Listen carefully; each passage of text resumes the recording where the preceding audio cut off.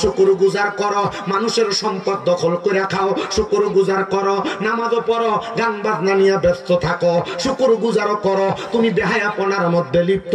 আল্লাহর কসম, এই বান্দাদেরকে মুনাফিকের মতো এমন শাস্তি দেওয়া হবে, বান্দার পা গুলার মধ্যে আগুনের গরম গরম শিকল লাগায়া, হাত গুলার মধ্যে আগুনের গরম গরম শিকল লাগায়া বান্দারে শুধু টান দেওয়া হবে। যেই কান দিয়া গান বাজনা শুনেছো, এই কানগুলার মধ্যে সীসা গরম করে করে ঢাইলা দেওয়া হবে। যেই কান দিয়া তুমি গান বাজনা শুনেছো, ওই কানগুলার মধ্যে সীসা গরম করে করে ঢেলে দেওয়া হবে। না রে মুসলমান, তোমার কাছে আমার আবদার হইল, যদি তুমি বাঁচতে চাও, যেই জিহ্বা দিয়া তুমি মিথ্যা কথা বলেছো, এই জিহ্বাটার মধ্যে তোমার আগুনের গরম শিক লাগে, তোমার জিহ্বাটা টানা হবে, আগুনের কেচি দিয়া কাটা হবে। একবার কি চিন্তা করো না ওই কবরের কঠিন আযাবের কথা? আল্লাহ পাক রব্বুল আলামিন তোমার কাছে জানতে চায়, এমন আযাব কি তোমার বান্দাকে দেওয়া হবে? বলে হ্যাঁ হ্যাঁ। বান্দা যদি জানে এই কাজটা গুনার কাজ, বান্দা যদি জানে এই কাজটা হারাম কাজ, বান্দা যদি জানে এই কাজটা বদ কাজ, এই কাজগুলার কারণে বান্দারে কঠিন লাঞ্ছনা বঞ্চনা দেওয়া হবে। ও আল্লাহ, ইমানদার হয়ে মরতে চাই, যেন ফেরেশতা আমার চেহারা দেইখা চিনে ফেলে। বলে হ্যাঁ হ্যাঁ বান্দা, তোমার চেহারা দেইখা চিনবো কেমনে? তোমার উপরের মুখোশ একরকম, ভিতরের মুখোশ আরেক রকম। তুমি মানুষের সাথে এমনি সালাম দিয়ে কথা বলো, কিন্তু মানুষের অন্তরের মধ্যে তোমার বড় শয়তানি, বড় মুনাফিকি। চা দোকানে বইসা, গানের আড্ডায় বইসা, জুয়ার আড্ডায় বইসা, যেই কোনো জায়গায় মজলিসে বইসা একজন আরেকজনের ব্যাপারে সমালোচনা করো। এ পর্দার অন্তরালের মা, এই কি কারণটা আপনাদের মাঝে বেশি পাওয়া যায়? বলে কি, একজনের একটা ছোট্ট কথা পাইলে এই কথা আরেকজনের কাছে লাগান গো মা, সাবধানতা অবলম্বন করেন গো মা। এমন কথা, এই কথার কথা এই জায়গার কথা ওই জায়গায়, একজনের কথা আরেকজনের কাছে, একজনের দোষ আরেকজনের কাছে বর্ণনা করার কারণে অন্ধকার কবরের মধ্যে আপনার জিহ্বাটা এমন ভাবে কাটা হবে আগুনের কেচি দিয়ে, আপনি বড় কষ্ট পাবেন। একবার না, দুইবার না, তিনবার না, আপনার জিহ্বা কাটার পরে জোড়া লাগে, আবার করা হবে, আবার শাস্তি দেওয়া হবে, আবার শাস্তি দেওয়া হবে। নবীদের শাস্তি কি শেষ হবে না? কয় না না না, ফি নারি জাহান্নামা খালিদিনা ফিহা, ওই জাহান্নামের মধ্যে বান্দা চিরস্থায়ী বাসিন্দা হয়ে থাকবে। ও আল্লাহ, এখন তো আমরা মরণের কথা কোয়া শুই না স্মরণ করলাম, কিন্তু আমরা যখন মারা যাব, আমরা যখন মারার কথা স্মরণ হইল, কিন্তু আল্লাহ ওয়াজের পরে দিন যখন হয়ে যায়, আমরার কাছে আর ভালো লাগে না, আমরার কাছে খারাপ লাগে, আমরার কাছে দুনিয়ার রং তামাশা গুলা ভালো লাগে না। রে মুসলমান না, দুনিয়াতে রাত্রবেলা ওয়াজ মাহফিল শুই না পাগল পারা হয়ে যাইবা। মাহফিলের প্যান্ডেল থেকে বের হইলে তোমার ওয়াজের স্বপ্ন নসিহত শেষ হয়ে যাবে। মা বোনেরা পাগল হয়ে আওয়াজ শুনতে আসবা, কিন্তু কোনো আমল আকলাক করবা না। মনে রাখবা, তোমার চেহারা দেখে ফেরেশতা তোমার আযাব বঞ্চনা লাঞ্ছনা দিবে। এই জন্য তাশেক বলতেছে, ও আল্লাহ, রাইত হইলে ডরাই, রাত পোহাইলে ডর, বয়স কলি বইলা যায়। দিনে রাইতে তোমার বান্দার কলবে যেন পাই আল্লাহ, দিনে রাইতে তোমার বান্দার কলবে যেন পাই আল্লাহ। রাইত হইলে ডরাই, রাত পোহাইলে ডর, বয়স কলি বইলা যায়। আমি সৃষ্টি, তুমি স্রষ্টা, আমার কিবা সাধ্য, যখন তখন উইরা যাইতে জীবের জীবন বাধ্য। আমি সৃষ্টি, তুমি স্রষ্টা, আমার কিবা সাধ্য, যখন তখন উইরা যাইতে জীবের জীবন বাধ্য। আর হামেশা প্রতিপাদ্য তোমার গুণ গায় আল্লাহ, আর হামেশা প্রতিপাদ্য তোমার গুণ গায় আল্লাহ। রাইত হইলে ডরাই, রাত পোহাইলে ডর, বয়স কলি বইলা যায়।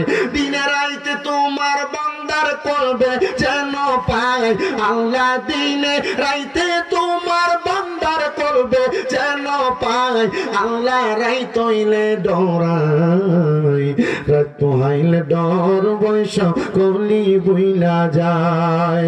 মুসলমান,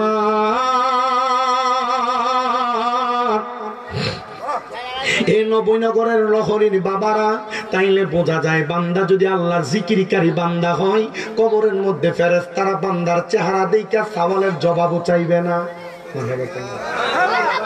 আপনাদের কষ্ট দিতেছে? এই পোলাপান তোমরা যারা, এই দুষ্টামি করতে আসছো এখানে? কেন দুষ্টামি করতেছ? আমি বান্দরটারে কেন স্টেজ থেকে নামাইছি বুঝছেন না আপনারা? দুষ্টামি করো না বাবা, দুষ্টামি করো না। হ্যাঁ করো, তুমি দূরে থাও। শয়তান আজকে ছুরিতে গেছি, গেল হরির থেকে আর তার দায়িত্ব দিয়ে গেছে। থাও, আর দুষ্টামি করার দরকার নাই। না দমক দেন না বাবা, দমক দেন না, থাক।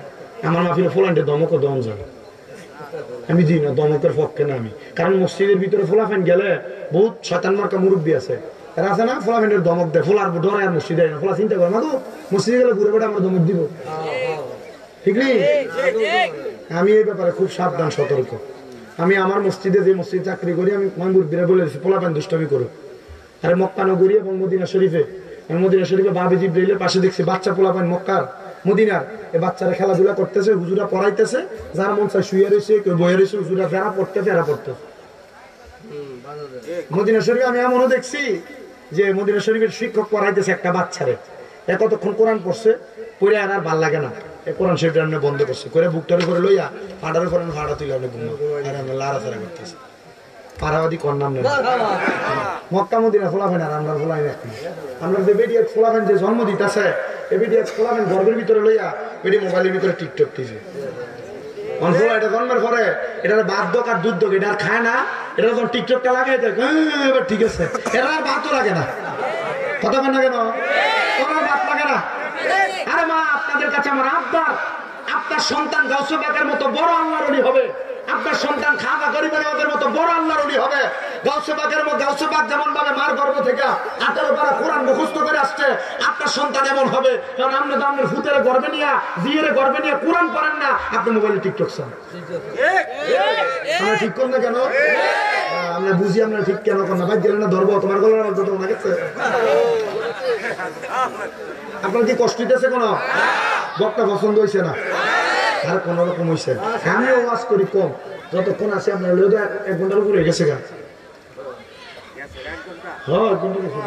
বক্তা ছিলেন না তো, আমি যে ওয়াজ ধরছি, আমি যে মজা লাগাইছি, 1 ঘন্টা আমি কম দিয়ে দেবো, আমি 13 হইতে। আমি যে একটা ওয়াজ করছি, কোনো বাড়তি কথা বেশি ওয়াজের সিস্টেম হয়ে যায়। আমরা ওয়াজ শুনলে অল্প দূর শুনে হুদা হুদি কান সুখ করে সারা রাত পর্যন্ত ওয়াজ না বাজ্যে হজর নামা যায়। কথা বল না কা, আমি এ বক্তা না, আমি কইছি আল্লাহ শুকরিয়া আদায় করে। আমার কাছে মা বাবা ওয়াজ এই ধারাবাহিকতা টানতেছি। আমি আপনাদের কাছে প্রধান বক্তা আসার আগ পর্যন্ত ওয়াজ করি, যতক্ষণ করতে পারি। আপনারা আছেন না? তোমরা যারা এখানে আছো বাচ্চারা, আল্লাহর রাস্তায় তুমি যে শুইছো এখানে একটু দুষ্টামি করো। তোমরা তো বাচ্চাদেরকে, তোমরা যদি ছোট আছো তোমাদের এগুলোর পাহারা দিবা, যেন কথা না বলে ইশারা দিবা, যেন দুষ্টামি না করে। আল্লাহ আমাদেরকে তৌফিক এবং সহি সমঝ দান করুন, আমিন করুন। আপনাদের দোয়ায় আমার 6টা মাদ্রাসা, কয়টা? 6টা মাদ্রাসা, আমি 1170 জন পোলাপান আমার মাদ্রাসা। আমি বাচ্চা কন্ট্রোল করে অভ্যাস। আমি মাদ্রাসা ঢুকছি, ওই পুরা মাদ্রাসা ঠান্ডা, আমি মারা লাগে না আমার মাদ্রাসা, আমি মারা লাগে না। একটা মাদ্রাসা কুমিল্লা তাহফিজুল কোরআন ইন্টারন্যাশনাল হিফজ মাদ্রাসা, নূরপুর চমুনি চকবাজারের পাশে। এই মাদ্রাসায় বহুত বিদেশি পোলাপান দিয়ে রাখছে আমার কাছে। হুজুর আমার কিচ্ছু দরকার নাই, আমার ফোলার আমার মাদ্রাসায় পড়াইবেন, আমার ফুতরা যেন আমি মরিয়া গেলে আমার জানা যাবে, আমি বাপের আর কিচ্ছু চাই না, দোয়াটা করতে হবে। আমি কইলাম যে তো ঠিক আছে দিয়ে মো, অসুবিধা কি? তো এই অল্প কয়েকদিন আগে লোকের বাবা মারা গেছে।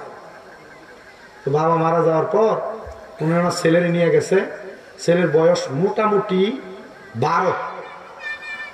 এখন এর মসজিদের ইমাম সাহেব চিন্তা করলো যদি ফোলা জানাজা দেয় না, হাদিয়াটা শেষ, কথা ঠিক আছে না? তো বাচ্চার আত্মীয় স্বজনরা কইছে যে দাদার ওসিয়ত ছিল বাচ্চা জানাজা করাইবে। আমি তো মাহফিল দিয়ে গেছি, তো আমি আর যাইতে পারিনি। আমি গেছি জানাজার ঠিক আগদা দিয়া, ইমাম সাহেব বলে গেছে না এর দূরে ফোলা কি জানাজা করাইবে, এটা জানাজা ফরানোর মাসালা এটার উপরে ফরে না, এটা হাঁটতো না। আমি তো বললাম হুজুর জানাজা ফরানোর যে শর্ত এটার ভিতরে আসেনি হুজুর। হুজুরের মশলা মসজিদ দেশ, আমি জানা মশলা মসজিদ দিতেছে, ফোলা জানাজা ফরাইব। ফোলার বাপেও বিদেশ থেকে এসে তো ওই নানা নানি আদর করে মাদ্রাসায় দিছে, ফরাইব যে ফোলার বাপে না হুজুর ফাটতো না, যেত হুজুর যেত থাক, হুজুর থাক, ফরানোর দরকার নেই। আমি কই না এই ফোলা ফরাইব জানাজা। ফোলা জানাজা পড়ে আল্লাহু আকবার ছাত্র তো মোটামুটি এটা কণ্ঠটা একটু সুন্দর জানাতে পরে তার বাপ আছে কানতাছে আমার কাছে আমি বুঝছি না মানে এই ফোলা দে যোগ্য হয়ে বসে রয়েছে বাপে জানে 36 বছরে কারোর কেন দি ফুটে না আবার 6 মাসের কালের দয়াল পয়সা শুনো আনার দয়াল পয়সা শুনো আনা দয়াল জোর করিয়া দিবে তোরা জোর করিয়া দিবে তোরা বদর যত প্রেম জ্বালা কেউ বুঝিতে পারে না রে মাবুদ মাওলার খেলা আরে পীর মুর্শিদের খেলা একটা জবান বন্ধ নাই জবানটা খুলে জোরে জোরে কোন আল্লাহু আকবার তার দোয়াই আমি ছোট মানুষ আমার চেহারাটা ভালো দোষণের জন্য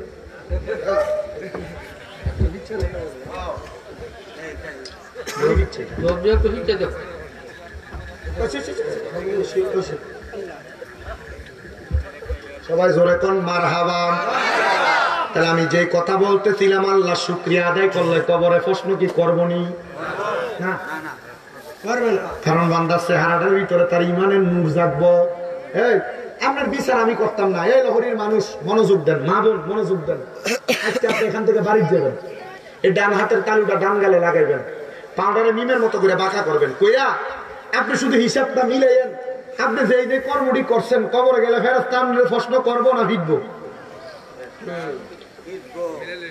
আপনি আপনার নিজের প্রশ্নটা নিজেরে করেন যে ফেরেশতা আপনার প্রশ্ন করব কষ্ট থেকে মুক্তি দিব নাকি আপনার কবরে ডাইরেক্ট ফিরে শুরু করব যে আমরা যে কই যে প্রশ্ন করব ঠিক না প্রশ্ন করা শুধু শেষ না তো অনেক বান্দার চেহারার দিকে তাকে আল্লাহ এমনি ছেড়ে দিব কারণ বান্দার চেহারাতে ইমানের নূর থাকবো কি নূর থাকবো জোরে মাথা না কয়েকটা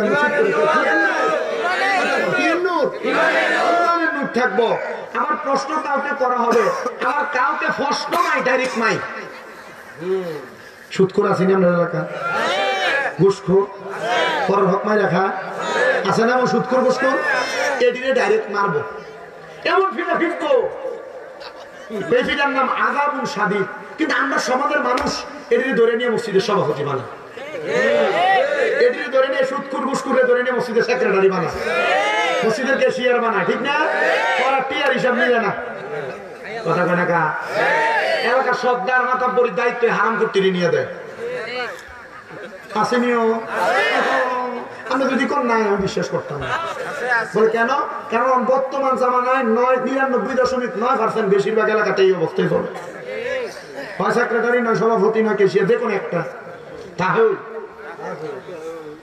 আছে না নাই আল্লাহ বোঝার তৌফিক দান করুন জোরে কোন আমিন এ দুনিয়ার মুসলমান এ নবীর উম্মতের দল ওই কবরের মধ্যে যদি তুমি আল্লাহর প্রশংসা করে যাইতে পারো তাইলে দুনিয়ার জমিন থেকে কবরের মধ্যে যাওয়ার সাথে সাথে তোমার কবরের মধ্যে সওয়ালের জবাব হবে না এটা 7 নাম্বার পুরস্কার আল্লাহ শুকরিয়া আদায়কারী বান্দার পুরস্কার বলছিলাম 10টা 8 নাম্বার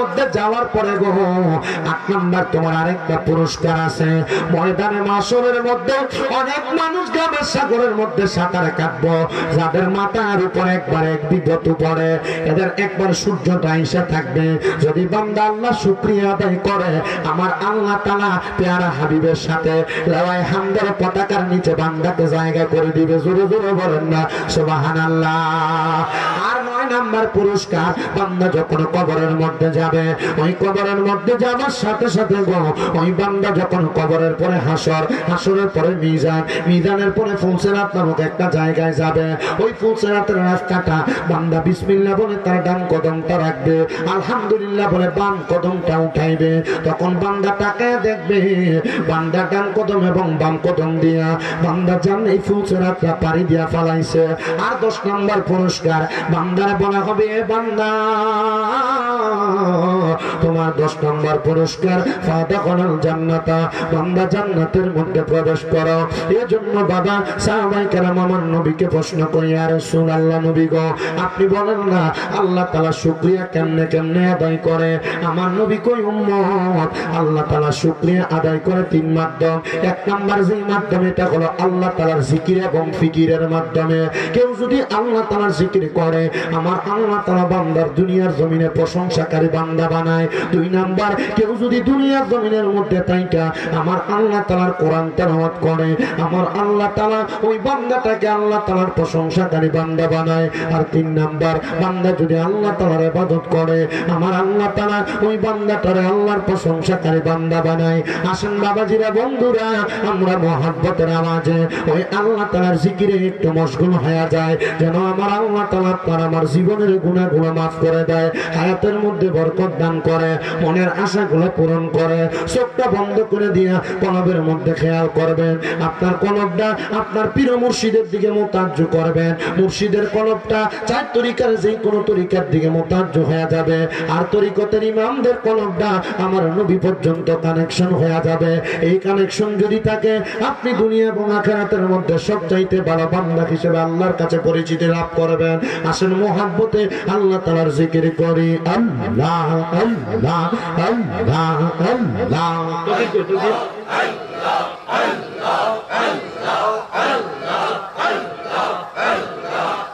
আল্লাহ আল্লাহ আল্লাহ জিকির করো, জিকির করো, জিকির করো মুমিন গণ, জিকিরে মৌলা রাজি আর রাজি নবী গণ। মাশাআল্লাহ আল্লাহ আল্লাহ জিকির করো, জিকির করো, জিকির করো মুমিন গণ, জিকির করো মুমিন গণ, জিকিরে মৌলা রাজি আর রাজি নবী গণ। মারহাবা আল্লাহ আল্লাহ আল্লাহ আল্লাহ আল্লাহ আল্লাহ আল্লাহ আল্লাহ। হস্তা দিলা সে বিবারে, জিব্বা দিলা ডাকতে পারে, নয়ন দিলা দেখিবার, নয়ন দিলা দেখিবার, তোমরা কেন অন্ধ মন? জিকির করো, জিকির করো, জিকির করো মুমিন গণ, জিকির করো মুমিন গণ, জিকিরে মৌলা রাজি আর রাজি নবী গণ। মারহাবা আল্লাহ আল্লাহ জিনফো আর ফারাস্তারা মৌলার জিকির করে তারা, জিনফো আর ফারাস্তারা মৌলার জিকির করে তারা। মানুষ হইয়া তোমরা কেন মৌলার জিকির করো না? মারহাবা আল্লাহ আল্লাহ আল্লাহকে সামনে আল্লাহ আল্লাহ হাবিবুল্লাহ আমরার চোখের বনি, মক্কি মাদানি রাসূলুল্লাহ আমরার চোখের বনি। মারহাবা আল্লাহ আল্লাহ রাসূলুল্লাহ আমরার চোখের বনি, মক্কি মাদানি হাবিবুল্লাহ আমরার চোখের বনি। মারহাবা আল্লাহ আল্লাহ। যদি হয় তোর মনের টান, গৌরব মুর্শিদ বাবা জান, আল্লাহ রাসূল পাইবা দিবার রাতে। মারহাবা আল্লাহ আল্লাহ। মুর্শিদ রূপে হইলে ফানা করলো, পাইবা দিওয়ানা থাকে না, তার গুনাহ বেশমার আছে প্রমাণ তার। মুর্শিদ আমার কোনো বের ডাক তার হাইরে। মারহাবা আল্লাহ আল্লাহ।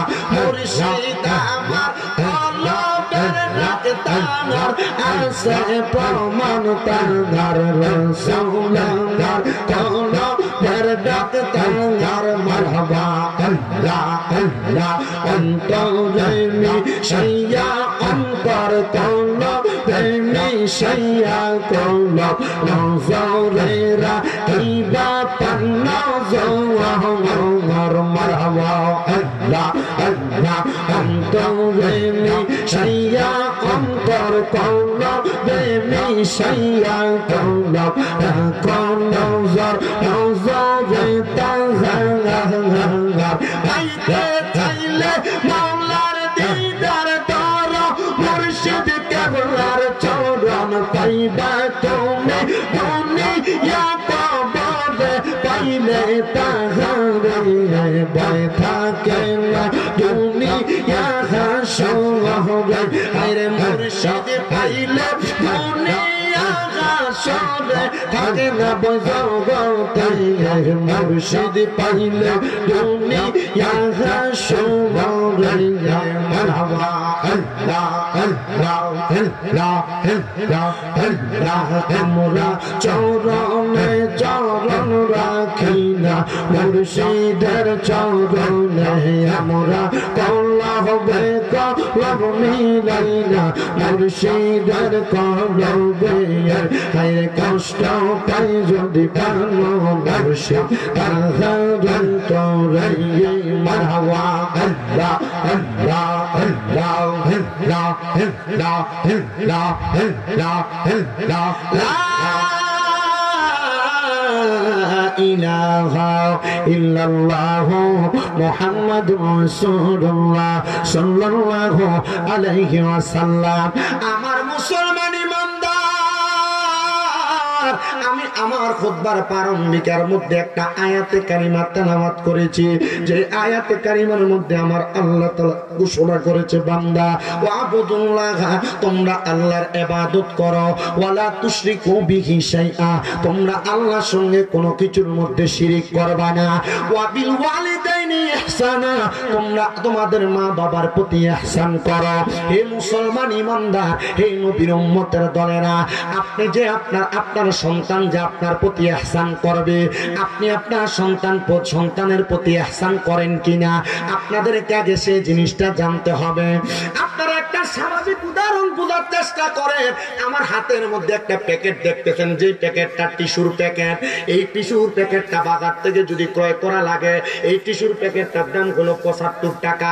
আমি যদি দোকানদারকে 75 টাকা দেই, 75 টাকার বিনিময়ে আমার দোকানদার টিস্যুর প্যাকেটটা দিবে। আর যদি আমি পয়সা না দিয়া, টাকা না দিয়ে আমি টিস্যুর প্যাকেটটা নিয়ে চলে আসি, তাইলে বাজারের মধ্যে আমার চোর কইয়া পিটাইব। কথা কন্যা ঠিক কিনা?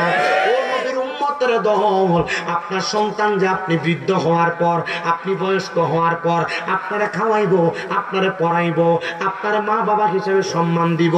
আপনি সন্তান যে জন্ম দিলেন, আপনি আপনার সন্তানকে কোনো কিছু দেওয়া লাগবে, নচেত আপনার সন্তান আপনারে খাওয়াইতো না, নচেত আপনার সন্তান আপনারে পড়াইতো না। আপনার মনে প্রশ্ন, হুজুর আমি আমার সন্তানরে জায়গা জমির কথা নি বলেন, টাকা পয়সার কথা নি বলেন, ক্ষেত পাথরের বাড়ি ঘরে জায়গার কথা নি বলেন। না রে মুসলমান, না। একটা সন্তানকে জায়গা জমি দিলে সন্তান খাওয়াবে না। মা বাপ সন্তান জন্ম দেওয়ার পর ওই মা বাবার উপরে সন্তানের উপর 6টা দায়িত্ব আছে। ওই 6টা দায়িত্ব যদি আপনি বাবা আপনি মা সুন্দর করে পালন করেন, তাইলে ওই সন্তানটা আপনি বাবা মারে এমন দায়িত্বগুলা পালন করে দেয়া যাবে। হুজুর কোন দায়িত্ব পালন করব? আল্লাহর নবী আমার বলে, দুনিয়াতে সন্তান জন্ম দেওয়ার পর একটা মা বাবা সর্বপ্রথম সন্তানের ডান কানে আজান, বাম কানের মধ্যে একামত দিবে। এটা হলো মা বাবার 1 নাম্বার দায়িত্ব। 2 নাম্বার দায়িত্ব, 7 দিনের মাথায় ওই সন্তানের মাথার চুলগুলা মুন্ডে দিবে, কামায়া দিবে।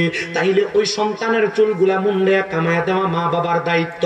3 নাম্বার দায়িত্ব, ওই সন্তান যখন জন্ম নিবে, সন্তানের 7 দিনের মাথায় একটা সুন্দর সুন্দর নাম রাখবে। এটা হলো মা বাবার দায়িত্ব। 4 নাম্বার দায়িত্ব, সন্তানের মা বাপ যদি স্বাবলম্বী হয় ওই সন্তানের নামে আকিকা প্রদান করবে। ছেলে হইতে 2টা ছাগল, মেয়ে হইলে 1টা ছাগল। আর 5 নাম্বার দায়িত্ব, যখন সন্তান জন্মগ্রহণ করবে, সন্তান জন্মগ্রহণ করার পরে ওই সন্তানের মা বাবা সন্তানের 5-7 বছর বয়স হইলে সন্তানকে নামাজের আদেশ দিবে, আর 10 বছর থেকে নামাজের জন্য প্রহার করবে। আর 6 নাম্বার দায়িত্ব, ওই সন্তান জন্ম দেওয়ার পর মা বাবা সন্তানটাকে আল্লাহর কোরআন শিক্ষা দিবে। যদি কোনো মা বাবা তার সন্তানকে আল্লাহর কোরআন না শিক্ষা দেয়, কাল পৌঁছে রাতের পরে সন্তানকে বলা হবে আল্লাহর কোরআন তেলাওয়াত করার জন্য। সন্তান তখন বলবে আমার মা বাবা আমারে কোরআন শিখায় নাই, আমার কিন্ডারগার্টেন স্কুলে পড়াইছে। ওই সন্তানের মা বাপরা ডাক দেওয়া হবে, এই সন্তানের মা বাবা তুমি কেন তোমার সন্তানকে কোরআন শিখাও নাই? সন্তানের মা বাবা বলবে দুনিয়ার ব্যস্ততার কারণে শিখাইতে পারি নাই। সন্তানের বাবা বলবে বাড়িতে থাকি নাই, প্রবাসে থাকার কারণে, ব্যবসার কাজে ঢাকা শহরে চট্টগ্রামে থাকার কারণে আমি আমার সন্তানটারে কোরআন শিখাইতে পারি নাই। তখন সন্তানের বাবাটারে নিয়া ফুলসেরাতের এই পারে তার পা গুলা বান্ধা দিবে, ওই পারে তার হাত গুলা বান্ধা দিবে। সন্তানের আব্বার বুকের মধ্যে সন্তান পাড়া দিয়া ফুলসেরাত পার হবে। যেই সন্তান আপনার গায়ের সাথে একবার পাও লাগবে 3 বার সালাম করে, ওই সন্তান যদি আপনার বুকের মধ্যে পাড়া দেয়, তাইলে চিন্তা করে দেখেন আপনি বাবার অবস্থা কেমন হবে। সন্তানকে জায়গা জমি না, সন্তানকে দুনিয়ার বাড়ি গাড়ি না, সন্তানকে আপনি শয়তানি আমল দিয়া যদি দুনিয়াতে বড় করতে পারেন, ওই সন্তান বড় হওয়ার পর আপনি বাবারে কোনোদিন অবজ্ঞা করবে না, আপনি মারে কোনোদিন অবহেলা করবে না। কিন্তু আমাদের সমাজের মানুষ তাদের সন্তানকে এমন ভাবে লালন পালন করে না, এমন ভাবে সন্তানের দায়িত্বগুলো পালন করে না। বিদায় ওই সন্তান বড় হইলে বাপরে মারতে ধরে, মারে ফিরতে ধরে, ঘরের মধ্যে ভাত দেয় না। এমন অনেক সন্তান আজকের মাহফিলে বসছে রে বাবারা, যে সন্তান বউয়ের কথা শুই না, মা বাপরে জুদা করে দিছ, মা বাপরে আলাদা করে দিছ। বহুত মা বাবা বাড়ির মধ্যে ঘরে যখন ঘুমায় চোখের পানি দিয়ে ফালায়া ফালায়া কান্দে। আল্লাহর কসম, ও আমার লহরের বাবারা, ওই আম্মা আব্বারে যদি কষ্ট দিয়া থাকো, ওই আম্মা আব্বারে যদি জুদা করে থাকো, ওই আম্মা আব্বারে যদি আলাদা করে থাকো, আম্মা আব্বা যদি 1 সপ্তাহে করে আর 1 সপ্তাহে করে এমনি বাগে বাগে ভাত খায়, আম্মা আব্বার খানা নিয়ে যদি এলাকার মধ্যে ভাগাভাগি চলে, মনে রাখবা, মনে রাখবা, লাখ লাখ টাকা কামাই করতে পারবা, কিন্তু ওই টাকা দিয়ে শান্তি পাইবা না। লাখ লাখ টাকার বাড়ি বানাইতে পারবা, ওই বাড়ির মধ্যে শান্তি পাইবা না, ওই ঘরের মধ্যে শান্তি পাইবা না। আমি বলবো রে বাবা, তোমার স্ত্রী তোমার কথার বলেছে, তুমি কি মায়ের বাপের 1 পুত নাকি আরো 2-3 জন আছে? তুমি দি ভাত খাওয়াও না, তারা তুমি কেন খাওয়াও একা? তারা দি খাওয়ায় না। এই কথা শুই না মা বাপ সকালে 1 ঘরে ভাত খায়, দুপুরে 1 ঘরে ভাত খায়, রাত্রে আরেক ঘরে ভাত খায়। এমন যদি কেউ কইরা থাকো, দাও সন্তান তোমার পাউডি আমার সামনে দাও, আমি শামিম দাদা দিব্বাড়া দিয়া তোমার পাউডা পরিষ্কার করে দিব। বলে হুজুর কেন? কারণ ওই মা বাবার মনে কষ্ট দিয়া শামিম রাজার ওয়াজ না, বড় বড় ওলামায়ে কেরামাইনা ওয়াজ করাইবা, এই ওয়াজ দিয়ে কোনো লাভ হবে না, এই ওয়াজ দিয়ে কোনো লাভ হবে না, এই ওয়াজ দিয়ে কোনো ফায়দা হবে না। আমি তোমার জিব্বা, আমার জিব্বাটা দিয়া পাউডা পরিষ্কার করে দেব। শুধু ওয়াদা করবা হুজুর এখান থেকে বাড়িতে যাইয়া আমি আমার মার পায়ে ধরে মাপ চাইমু, আমি আমার বাবার পায়ে ধরে মাপ চাইমু। বুইলা গেছো তোমার আব্বা জানের কষ্টের কথা, জুতা পায়ে দিতে দিতে জুতার গোড়ালিটা ক্ষয় হয়ে গেছে, পাটা মাটির সাথে লাগতো। রাস্তা দিয়ে হাঁটার সময় আব্বা নতুন 1 জোড়া জুতা কিনতো না। আব্বা জান তুমি সন্তানকে নতুন জুতা কিনে আইনা দিত, তুমি রাত্রবেলা পায়ে দিয়া খাটের উপরে জুতা পরে দৌড়াদৌড়ি করছো। ঈদের দিনে আব্বা জান নতুন কোন জামা কাপড় পরে নাই, পুরান জামা কাপড় পরে আব্বা সময় কাটাইছে। যদি জিজ্ঞাসা করতে আব্বা আপনি যে নতুন কোন জামা কাপড় পরেন না, আব্বা বলতে এখন কে আর আমরা ঈদের বয়স আসেনি। আব্বা বাবার কথা বলতো না, টাকা দিয়ে যে তুমি ফুতেরে কিনা দিছে এই কথাটা আব্বা বলতো না। হায় রে সন্তান, এখন তোমার পকেটে টাকার অভাব নাই, এখন তোমার পকেটে ব্যাংকের মধ্যে টাকার অভাব নাই, কিন্তু বাবার বড় অভাব। তোমার কাছে টাকা আছে, 500 টাকা দিয়ে কিনা আব্বার একটা লুঙ্গি পরাইতে পারো না। ওই আব্বা জান অন্ধকার কবরে। এ সন্তানের দল, এই নবীর উম্মতের দলেরা একটু মনোযোগ দিয়া বয়ানটা শ্রবণ করার চেষ্টা করো। তোমার মা তোমারে বড় কষ্ট করে মানুষ করেছে, এখন তোমার মা দুঃখিনী অন্ধকার কবরে, তুমি তোমার মার একটু ভালো খাওয়াইতে পারো না। বুঝলা গেছো মায়ের কষ্টের কথা, সকালবেলা পান্তা ভাত গুলা নিজে না খায়া তুমি সন্তানের জন্য রাইখা দিছে। আমার ফুতের ঐদ্রা দিয়ে আইলে, আমার ফুতে পানি ভাত খাইলে ফুতের কলিজাটা ঠান্ডা হইব। এখন ওই মা কবরে, তোমার ঘরে কত মেহমান খানা খায়, কিন্তু তুমি তোমার মারে এক লোকমা খানা খাওয়াইতে পারো না। মায়ের কাপড়ের আস্তাটা সিরা সিরা গেছে, কিন্তু কাপড়ের আস্তার মধ্যে 5-10 টাকা মা বাইন্দা রাখছে। ওই টাকাটা তুমি সন্তানের স্কুলে মাদ্রাসায় যাইতে কামে যাইতে হাতে দিয়া দিছে। কি গো মা, নতুন যে একটা কাপড় পরেন না? মা জননী বলতো, আমি এটা জোড়াতালি দিয়া কোন রকম পড়লে আমি ঘরে থাকি কি হইব? তোমার কাছে টাকার অভাব নাই, কিন্তু মার একটা কাপড় দিয়ে কিনা তুমি পরাইতে পারো না। ওই মা দুঃখিনী অন্ধকার কবরে অনেক সন্তান দুনিয়ার মোহে পইরা, দুনিয়ার মায়ায় পইরা ওই মা বাপরে বাদ দেয় না, মা বাপরে কাপড় দেয় না, মা বাপরে লালন পালন করে না। সন্তানের দল আপনাদের কাছে আমার কোনো জনে আবদার, মা বাবা আপনার কাছে টাকা চায় না, মা বাবা আপনার কাছে পয়সা চায় না, চায় শুধু সুন্দর একটা ব্যবহার, চায় শুধু সন্তান আমরা বৃদ্ধ বয়সে সুন্দর করে লালন পালন করব। কিন্তু আপনারা এমন ভাবে চলেন, আপনারা মা বাবার প্রতি এই খেয়ালটা রাখেন না। সন্তানের দল মনে রাখবারে, আব্বা আম্মা যদি মহিরা যায়, তাইলে তুমি ওই আব্বা আম্মারে দুনিয়া জমিন থেকে কবরের মধ্যে কোনো কিছু পাঠাইতে পারবা না। তবে সন্তানের দল একটা ছোট্ট ওয়াকিয়া বললে, কারগুজারি বললে আপনারা বুঝতে পারবেন। বাংলাদেশের একটা জেলা, যার নাম নারায়ণগঞ্জ, ওই নারায়ণগঞ্জের একটা এলাকার মধ্যে এক মহিলা বসবাস করতেন।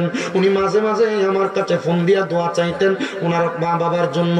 আমার একদিন ফোন দিয়া কই, হুজুর, ও হুজুর গো, আমার দুনিয়ার জমিনের মধ্যে মা নাই, আমার বাবা নাই। আমি যেই স্বামীর কাছে বিবাহ বসেছি, আমার স্বামী আমার বিবাহ করার অল্প কিছুদিন পরে আমার একটা বাচ্চা দুনিয়াতে আগমন করেছে। আমার স্বামীটা বাচ্চা হওয়ার পরে অন্য একটা মহিলার সাথে সম্পর্ক কইরা আমার স্বামীটা আমার ছাইরা দিয়া চলে গেছে। কোনো সন্ধান পাই না, আমার ভাত কাপড় দেয় না, মানুষের বাড়িতে কাজ কইরা কইরা আমি আমার সন্তানটারে খাওয়াই, আমি আমার নিজের খাবারের যোগান দেই। ও হুজুর, সন্তানটার দিকে তাকাইয়া আমি আর কোনো জায়গায় বিবাহ বসি নাই। হুজুর, ওই সন্তানটারে লালন পালন কইরা মানুষের বাড়িতে কাজ কইরা কইরা আমি পড়ালেখা করাইছি। ছেলের বয়স 20-22 বছর। ওই ছেলে যখন এসএসসি পরীক্ষা দিছে, আমার কাছে কয়, মা আর আমার পড়ালেখা ভালো লাগে না, আমি কাম করবো, আপনি কাম করেন, আমার কাছে এটা দেখতে ভালো লাগে না। মহিলা কই, হুজুর, ছেলেটা যখন ওই জায়গায় কাজ করে একটা কোম্পানিতে চাকরি নেওয়ার পর 3 মাস পরে ছেলেটা আমার কাছে এসে একদিন রাত্রে পাউডি ধরছে। আমার পাউডি ধরে কয়, মা আপনি আমার মাফ করবেন কিনা জানি না, আমি তো একটা ভুল করে ফেলাইছি, আপনি বড় কষ্ট করে আমার মানুষ করছেন।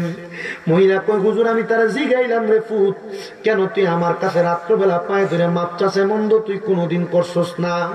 মহিলা কই, হুজুর, আমার ছেলে আমার পায়ে ধরে বলতেছে, আমি মা একটা বিবাহ করছি, আপনারে আমি জানাই নাই।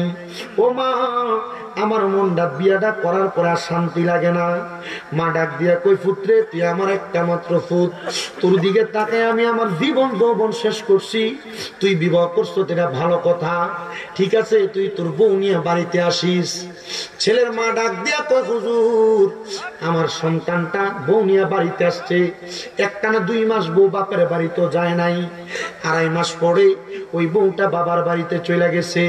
যাওয়ার পরে আর আসে না। আমি তারা জিগাইলাম, কিরে তোর বৌদি বাড়িতে আসে না? আমার উত্তর দেয়, মা আমার স্ত্রী বংশ নিয়ে আর এখানে আসবে না, উনি নাকি সেই জায়গার মধ্যে থাকবে। হুজুর, কয়েক সপ্তাহ পরে আমার ছেলে তার বাড়িতেও আসে না। আমি একদিন বাজারে তারে দেখা, চাষারা বাজার নাম কাটাম, আমি বাজারে দেখা আমি তারা জিগাইলাম, সন্তান তুই যে আমার কাছে আইস না, তে আমার লগে কথা কইতে লাগছে। আমি দেখছি বোরকা পরে একটা মাইয়া তার দিকে চোখ ঘুরাই দেওয়ার কারণে সে আমার দিক থেকে মুখটা ফিরিয়ে নিয়ে গেছে।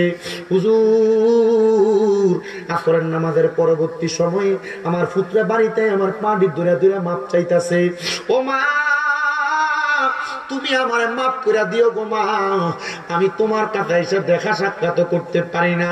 বলে, কেন রে মা? তোমার বউ বলছে আমি যদি তোমার কাছে আসি, তোমার সাথে দেখা সাক্ষাৎ করি, সে আমার কোর্টে নারী নির্যাতনের মামলা দিয়ে আমার কোর্টের ভাত খাওয়াইবো, জেলের ভাত খাওয়াইবো, এই জন্য মা আমি তোমার কাছে আসি না। হায় রে সন্তানের দোষ, কত পরিবার এমন জাহান্নাম হয়ে রয়েছে তোমার বউয়ের কারণে। মনে রাখবারে, একটা বউ যদি বালা হয় তার পরিবারটা জান্নাত হয়, একটা ছেলের বউ যদি বধ হয় ওই পুরাটা পরিবার জাহান্নাম হয়ে যায়। আমি বলবো রে পর্দার অন্তরালের মা, তোমার পাউডির মধ্যে ধরে কই তুমি তোমার মা বাপরে যেই চোখে দেখো, তোমরা শ্বশুর শাশুড়ির সেই চোখে দেখো। এ শ্বশুর শাশুড়িরা তোমরা তোমাদের মাইয়াদেরকে যেই চোখে দেখো, তোমরা ছেলের বউডির এই চোখে দেখো। কারণ কি জানো, তুমি যদি তোমার শ্বশুর শাশুড়ির সাথে একটা সুন্দর আচরণ দেখাও, তাইলে তোমার মা বাবার সাথে আল্লাহ তাআলা এমন আচরণওয়ালা একটা ব্যক্তির ব্যবস্থা করে দিব। হায় রে ও লগরির বাবারা, ও পর্দার অন্তরালের মা বোনেরা, ও সোশ্যাল মিডিয়ার মাধ্যমে দেখনেওয়ালা দেশ বিদেশের প্রবাসী ভাই বাবারা, একটু অন্তরের কানটা লাগে বয়ানটা শ্রবণ করার চেষ্টা করেন। ওই মহিলা ডাক দিয়া কয়, হুজুর আমি আমার ফুতরারে কইলাম রে ফুত, আমি তোর কাছে তোর টাকা চাই না, পয়সা চাই না। আমি যে কোম্পানিতে চাকরি করি, আমি মাসে 12-14 হাজার টাকা বেতন পাই। প্রয়োজনে তুই আমার বাড়িতে থাক, তোর বউ আমার খাওয়ানো লাগতো না, আমি আমার নিজের রান্না নিজের রান্না খামো। শুধু তুই আমার সামনে থাকবি, আমি যেন ঘুম থেকে উইটা তুই ফুতের মুখটা একবার দেখি, আমি ঘুমাইতে যাওয়ার আগে তুই ফুতের মুখটা একবার দেখি। তোর টাকা ইনকামের টাকা আমার লাগতো না, তুই আমার চোখের সামনে থাকলে আমি মা আর কলজাটা শান্তি। আমার কাছে কথাটা বললাম, মহিলাটা কান্দা দিতে রে।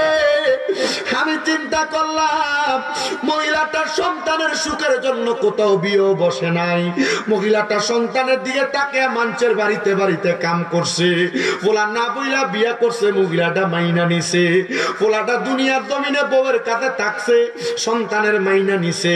কিন্তু মা জননী সর্বশেষ যখন দেখতে পোলা দেখা করতে আসে না, মা কইছে রে সন্তান, আমি তোর কাছে তোর কামার টাকা চাই না রে, আমি তোর কাছে তোর ইনকামের টাকা চাই না, আমার ইনকামের টাকা তুই অর্ধেক নিয়ে যাস, তবু আমি মারে তোর চেহারাটা দেখাই। জানেননি মা বাপটার দাদুমণির চেহারাটা দেখলে তার আর কলজাটা ঠান্ডা হয়ে যায়। হায় রে কত সন্তান জানি এমন মা বাবারে কষ্ট দিয়া রাখছে, কত সন্তান জানি এমন মা বাবারে বাদ দেয় না, কত সন্তান জানি এমন মা বাবার লগে খায় না, জুদা খায়। দেরে পাগল, তোর পাও আমার সামনে দে, আমি তোর পাউডি তোরা মাপ চাই রে আব্বা। ওই আম্মা আব্বারে কষ্ট দিয়া ওয়াজ শুনবা, নামাজ পড়বা, মক্কা মদিনা যাইবা, লাভ হইতো না, লাভ হইতো না। কিন্তু অনেক সন্তানের কাছে আমি আবদার করি, কোনদিন অন্যায় করো আর না করো, আম্মা আব্বার পাউডি ধরে ধরে মাপ চাইবা। বলে হুজুর আম্মা আব্বার পায়ে ধরে মাপ চামো দূরের কথা, আমি তো 2 ঈদের সময় মা বাবার পাশে আমি সালামই করি না। আইরে সন্তান, আজকের মাহফিল কবুল হবে কি হবে না এটার গ্যারান্টি কেউ দিতে পারবে না, তবে আমি শামীম দাদা একটা গ্যারান্টি তোমরারে দিয়া যায়, একটা গ্যারান্টি তোমরারে দিয়া যায়।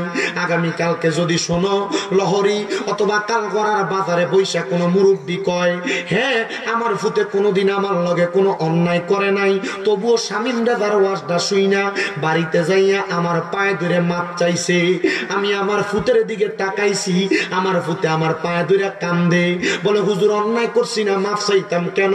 আব্বা মাপ চাইবা কেন? এই কথা তুমি চিন্তা করতেছো? আমি তোমার কাছে আবদার জানাই, আম্মা আব্বার পায়ে ধরলে তোমার দাম কমে না, সম্মান কমে না।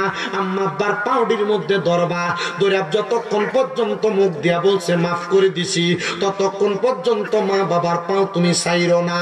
যদি শোনো রে মা বাবা তোমারে মাফ করে দিছে, মনে করবা তোমার দুনিয়া সফল, আখিরাত সফল। সন্তানের দল হে নহরির বাবাজিরা, কিন্তু অনেক সন্তান তো চিন্তা করে হুজুর যারা বাড়িতে মা আছে তারা বাড়িতে যাইয়া মার পায়ে ধরে মাপ চাইবো, যাদের বাড়িতে আব্বা আছে তারা বাড়িতে যাইয়া আব্বার পায়ে ধরে মাপ চাইবো। হুজুর হুজুর আমার তো আব্বা নাই, আমি কার পায়ে ধরে মাপ চাইবো?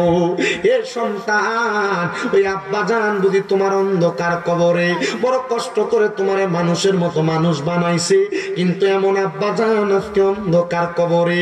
জানো না আব্বা জান কবরে কেমন আছে?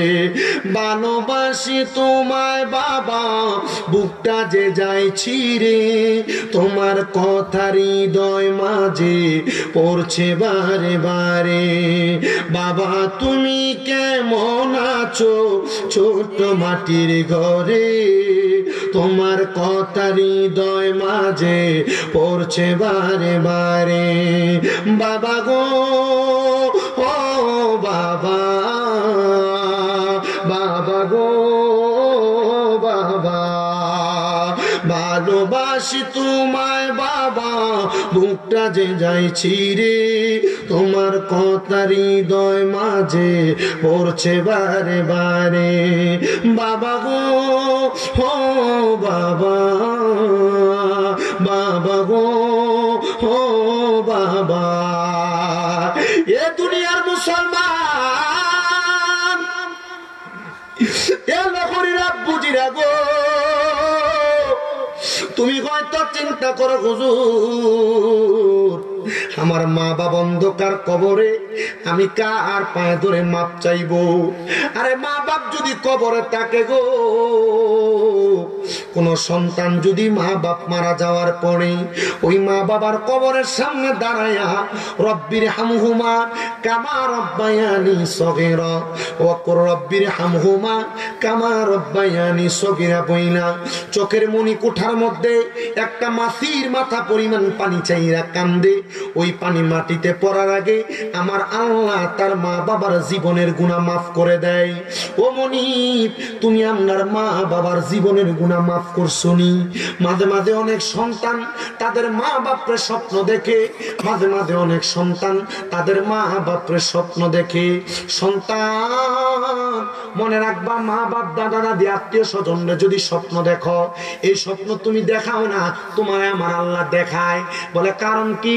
স্বপ্নে ওই ব্যক্তিরে দেখানো হয় যেই ব্যক্তিরে স্বপ্নে দেখা দিলে ওই কবরবাসীর তার দ্বারা কোনো ফায়দা হবে। আল্লামা ইবনে সিরিন তার স্বপ্নের কিতাবের শুরুর দিকে, তাবিরের কিতাবের শুরুর দিকে লিখতেছে, একটা সন্তান, একটা মা বাবা, একটা আত্মীয় স্বজন তখন তার আত্মীয় স্বজনরা দেখা দেয় যখন সে কবরে কষ্টে থাকে। দেখবেন মাঝে মাঝে আপনার মা, আপনার বাবা, আপনার দাদা দাদি আত্মীয় স্বজন আপনার কাছে খাবার খোঁজে, এরা বিপদে আছে এমন অবস্থা দেখায়, কবরের মধ্যে এরা বড় খারাপ অবস্থা আছে এমন কিছু দেখায়। যখনই এমন দেখবেন আপনি আল্লাহর কাছে একটু খাস করে করে দোয়া করবেন। আপনার মা বাবা কবরে কেমন আছে আপনি জানেন কিনা আমি জানি না, তবে এটা জানার একটা ব্যবস্থা আপনাদেরকে আমি শিখিয়ে দিয়া যাই। ওই শিক্ষাটা হলো আল্লাহ তাআলার কোরআন একটা নামাজ শিখাইছে, ওই নামাজের নাম হলো ওয়া মিনাল লাইলি ফাতাহাজ্জাত বিহি নাফিলাতাল লাকা আসা আইয়া বাসাকা রাব্বুকা মাকামান মাহমুদা। আল্লাহ তাআলা বলছেন নবী আপনি রাতে কিছু অংশে তাহাজ্জুদের নামাজ আদায় করেন, যদি তাহাজ্জুদ পড়েন অতি সত্বর আপনার মাকামে মাহমুদ প্রশংসার জায়গা দান করা হবে। আমার আল্লাহ তাআলার নবীজির ঘোষণা, দুনিয়ার জমিনে আল্লাহর কোন বান্দা তাহাজ্জুদ নামাজ পড়িনা যদি মুরাকাবা চোখ বন্ধ করে কোনো কিছু দেখতে চায়, আল্লাহর ওই বান্দা যদি হালাল খায় আমার আল্লাহ তারে তা দেখায় দিবে। আপনার মা বাপ কবরে কেমন আছে, ভালো আছে না খারাপ আছে, এটার অবস্থা আপনি অবলোকন করতে পারবেন। সন্তান, ও সন্তান, হযরতে পাকিস্তানের একজন আল্লাহর ওলি যার নাম হযরতে সুলতান আহমদ লাহোরী রহমাতুল্লাহ আলাইহি। সুলতান আহমদ লাহোরী রহমাতুল্লাহ আলাইহি উনি ছোট্টবেলায় ওনার আব্বার সাথে ব্যবসার উদ্দেশ্যে দামেস্ক এলাকায় গমন করেছিলেন। উনি বলতেছেন আমি দামেস্কে যাওয়ার পরে আমি আর পাকিস্তানের লাহোর এলাকায় ফিরে যাই নাই। আমি দামেস্ক এলাকার পড়ালেখার মানদণ্ড ভালো দেখা আমি দামেস্কে পড়ালেখা করতে লাগলাম। কোরআন সম্পর্কে জানলাম, হাদিস সম্পর্কে জানলাম, ফিকহ শাস্ত্র সম্পর্কে জানলাম, ইলমে হাকিকত সম্পর্কে জানার চেষ্টা করলাম। আমি সব জানার পরে আমার আব্বা জান দামেস্ক থেকে ইয়ামেন গেছেন ব্যবসা করার জন্য। ইয়ামেন যখন গেছেন আমার আব্বা জান আর আমার কাছে ফিরে আসেন নাই। ইয়ামেন ব্যবসা করার উদ্দেশ্যে আমার আব্বা যখন গেছে আমার আব্বা আর ফিরে আসে নাই রে। আমার আব্বা জান যখন আর ফিরে আসে না, আমি কোরআন শিখলাম, হাদিস শিখলাম, ফিকহ শিখলাম, ইলমে তরিকতের ইলম শিখলাম। শিখার পরে আমার চিন্তা হইল আমি একজন হক্কানি রব্বানি মাশায়েখে আযমের হাতে হাত রেখে বায়াত গ্রহণ করব। আমি ওনার কাছে যাইয়া বললাম, হুজুর হুজুর গো, আমার আব্বা জান দামেস্ক থেকে ইয়ামেন গেছিলেন ব্যবসা করার জন্য। আমার আব্বা কি জীবিত আছে না মৃত আমি আমার আব্বা জানের ব্যাপারে কোনো খবর জানি না। আমার আব্বা জানের অবস্থা সম্পর্কে আমার জানতে বড় ইচ্ছা হয়। এবার হযরতে সুলতান আহমদ লাহোরী রহমতুল্লাহ আলাইহি বলেন, আমি হুজুরকে বলার পর হুজুর আমারে বলেছেন তুমি মুরাকাবার ইলম শিক্ষা গ্রহণ করো। আমি আবার মুরাকাবা করতে লাগলাম। বলে মুরাকাবা কেমনে করে? 5 ওয়াক্ত নামাজ যদি কোনো বান্দা পড়া শুরু করে, হালাল খানা যদি খাই, ওই বান্দা যদি নফল নামাজ পড়া সূরা ফাতিহা সূরা ইখলাস পড়া ইস্তেগফার পড়া আসরের নামাজের পরবর্তী সময়ে তার ডান হাতটা ডান গালের সাথে লাগায়া কোনো কিছু চোখ বন্ধ করে ধ্যান করে, ওই ধ্যান করাটারে মুরাকাবা বলে। বান্দা মুরাকাবা করলে, আমি মুরাকাবা কইরা দেখলাম আমার আব্বাজান কবরের মধ্যে আছেন কিন্তু বড় আযাবের শিকার। আমি আমার আব্বাজানকে জিজ্ঞেস করলাম, বাবা আপনি যে ইন্তেকাল করার পরে কবরে আছেন, এই কবরের মধ্যে আপনার এমন অবস্থা কেন? আপনি কবরের মধ্যে আযাবের মধ্যে শিকার হয়ে গেছেন। আপনার কবরের মধ্যে আপনার পুরাটা শরীরে আগুন দাউ দাউ করে জ্বলতেছে। হযরত সুলতান আহমদ লাহোরী বলে, আমি আমার আব্বাজানকে যখন প্রশ্ন করলাম, আমার আব্বাকে আমি দামেস্ক থেকে ইয়ামেন ব্যবসার উদ্দেশ্যে আইসা, আমি আসার সময় ওই দামেস্ক এলাকার একজন মানুষের কিছু সামান কিনেছিলাম। সামানটা কেনার সময় আমি ইয়ামেন আসছি এটা ব্যবসা করে বিক্রি করার জন্য। আমি তার সামানের টাকাটা বিক্রি কইরা ওই টাকাগুলো নিয়ে আসার সময় আমি সমুদ্রের নৌকা ডুবির মাধ্যমে ইন্তেকাল করেছি, কিন্তু তার টাকাগুলো আমি পরিশোধ করতে পারি নাই। ওই ব্যক্তি দামেস্কের বাজারে বৈশা তার মাল না পাওয়ার কারণে, তার টাকা না পাওয়ার কারণে সে আমারে বদদুয়া দিতেছে, আর আল্লাহ আমারে কবরে আযাব দিতেছে। এমন বহুত মানুষই তো দেখা যায় দোকান বাকি খায় দোকান বাকি দেয় না, হাওলাত নিয়ে হাওলাতের টাকা দেয় না। অনেক মানুষ আছে পর উপকার করতে গেলে কোন মানুষ যদি উপকার করে তার উপকারের পেছন দিয়া তার ছুরি আঘাত করে। অনেক মানুষ আছে কোন মানুষ তার দুনিয়ার জমিনে উপকার করলো, উপকার করার কারণে মানুষটা পেছন দিয়া তার উপকারের আর উপকারে স্বীকার করে না। মনে রাখবেন লাহোরের ওই সুলতান আহমদ লাহোরী বলে, আমার আব্বাজান আমারে কয় আমি তার টাকা পরিশোধ না করার কারণে আল্লাহ কবরে আমারে আযাবের শিকার করছে, আমার পুরাটা শরীরের মধ্যে আযাব দিতেছে। আপনি মনে কইরেন না দোকান বাকি খাইছেন অথবা কোনো মানুষের 1 টাকা মাইরা খাইছেন, জমি দখল করে খাইছেন, মানুষের সম্পদ দখল করে খাইছেন, মিথ্যা কথা বই না খাইছেন, ওজনে কম দিয়ে খাইছেন, এটার কারণে আপনি মাপ পেয়ে যাবেন না। রে মুসলমান না, আপনি কখনো আপনি মাপ পাবেন না। এটা আমার আল্লাহ তাআলার ঘোষণা, নবীজির ঘোষণা।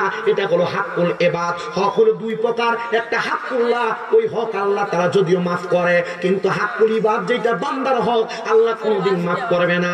এই জন্য কারণ একটা দানা পরিমাণ সরিষা দানা পরিমাণ সম্পদ আপনি দখল করেন না, না বইলা খাইয়েন না, ওজনে কম দিয়েন না, মিথ্যা বইলেন না। কেউ পাওনা থাকলে পাওনাটা পরিশোধ করে দিয়েন। কখন মারা যান এই মারা যাওয়াটা আপনি কখনো বলতে পারবেন না।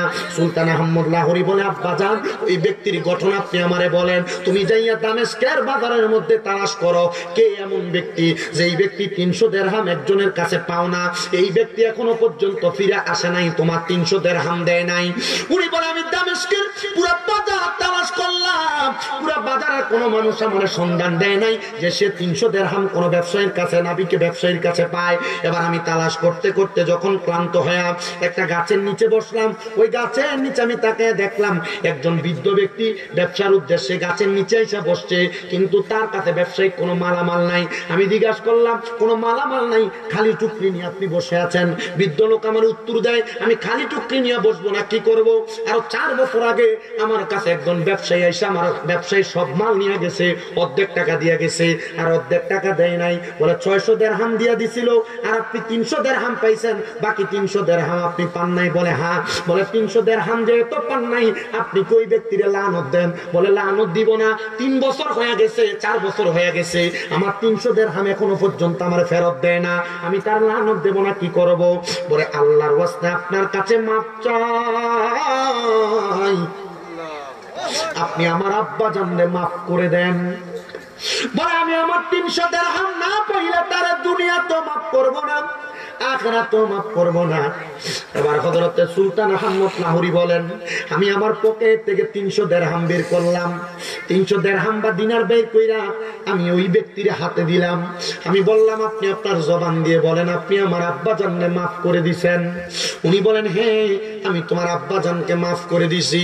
সুলতান আহমদ লাহোরী বলে, আমি এবার আমার আব্বাজানের জন্য খাস করে করে সব সময় দোয়া করি, কিন্তু আমার আব্বাজান কবরে কেমন আছে আমি জানি না, আমার আব্বাজানের কবরের অবস্থা কেমন আমি জানি না, আব্বাজান কবরের হাসরের ময়দান অথবা আমার আব্বা আখিরাতের জামানায় কেমন আছে আমি এই সম্পর্কে কোনো খবর জানি না।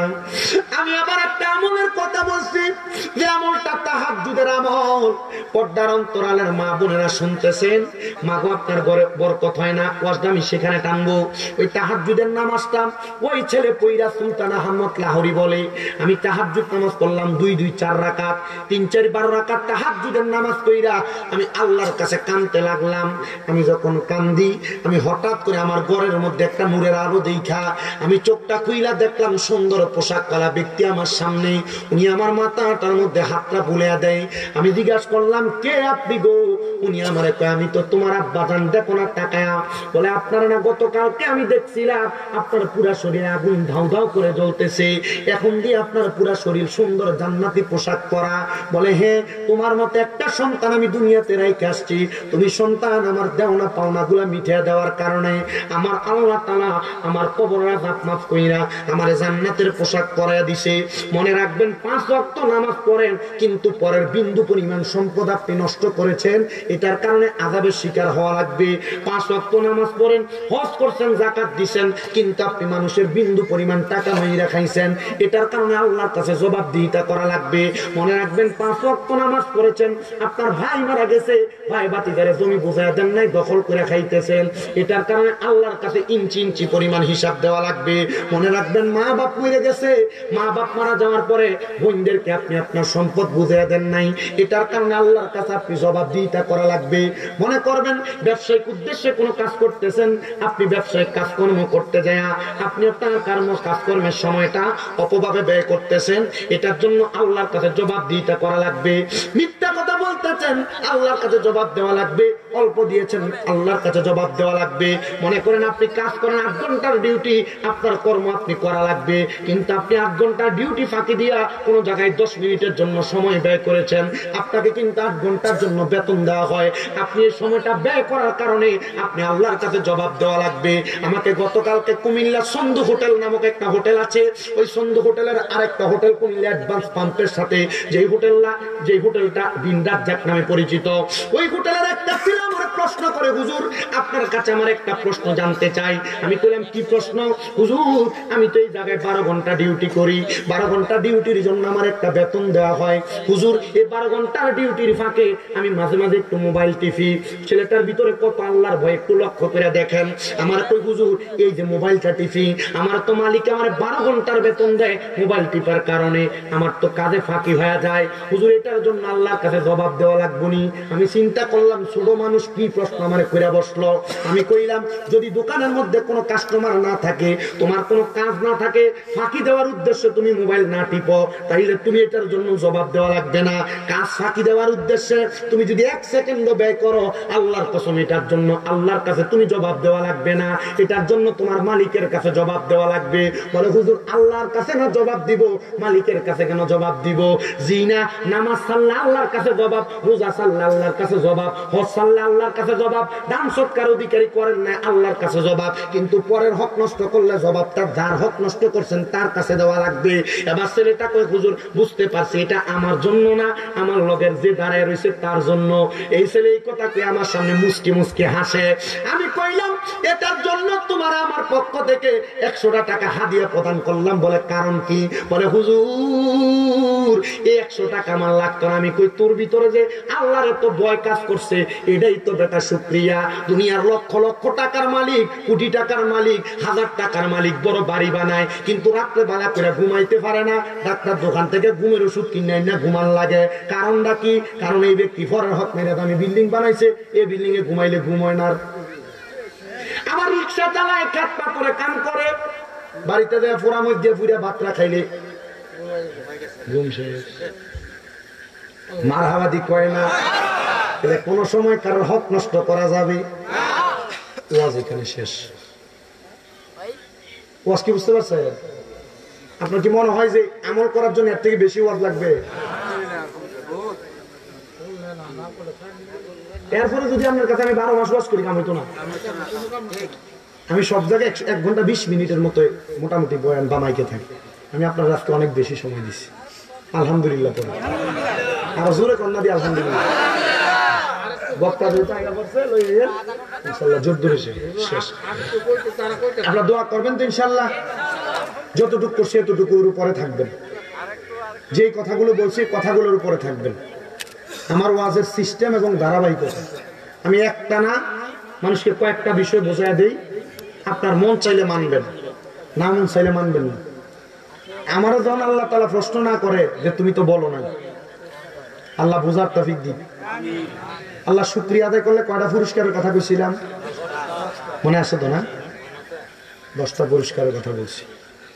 2 নাম্বার, মা বাবা সন্তান জন্ম দিলে হয় না। মা বাবার কয়টা দায়িত্বের কথা বলছিলাম? 6টা। মা বাবার কয়টা দায়িত্ব? 6টা। এরপর সন্তান মা বাবার প্রতি দায়িত্ব আছে না? এরপর পরের হক মেরে খাওয়া। 4টা বিষয় কথা বলে দিচ্ছি। এই বিষয়গুলো আপনি যদি আমলে জিন্দেগিতে বাস্তবায়ন করেন আপনি সফল কাম, ঠিক কিনা? পর্দার আলের মা বোনের কিতাব বলছেন আমি জানি না, তবে এতটুকু যা বলছি এতটুকু আমল একটু চিন্তা করেন।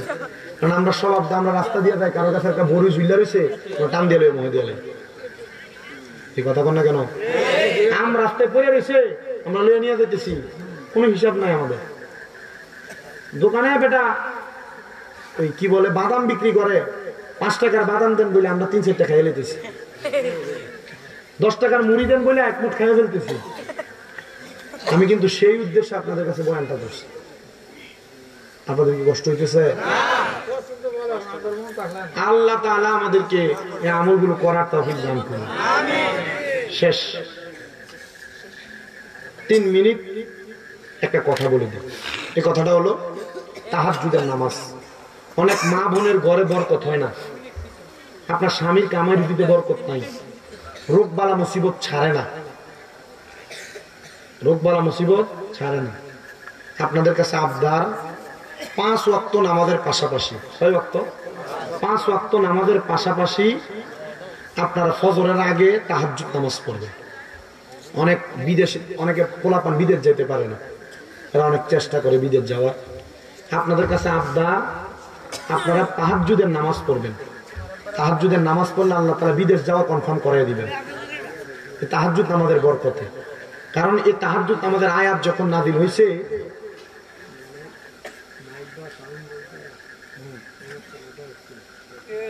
রাসূল পাক সাল্লাল্লাহু আলাইহি ওয়াসাল্লাম এই আয়াত নাযিল হওয়ার পর কান্নাকাটি করছিলেন। এই প্রশ্নের জবাব আমি দিতাম না, কারণ এটা মুফতি থেকে জানো, আমি মুফতি না। হ্যাঁ, এটা মুফতি থেকে, কারণ এটা বড় ফতুয়া। কোনো মুফতি সাহেবরা থেকে ফতুয়া জানবেন। আমি মুফতি না, আমি ওয়াজ করি, নসিহত করি, মানুষকে হেদায়েতের পথে ডাকি। কিন্তু ফতুয়া দেওয়ার জন্য আরো যোগ্য আলেম লাগে। আমার এই ফতুয়া দেওয়ার যোগ্যতা অর্জন করতে আরো 1.5 বছর বাকি আছে। আপনারা দোয়া করবেন আমার জন্য, করবেন না ইনশাআল্লাহ? আল্লাহ কবুল করুক, আমিন। নারে তাকবীর, নারে রিসালাত।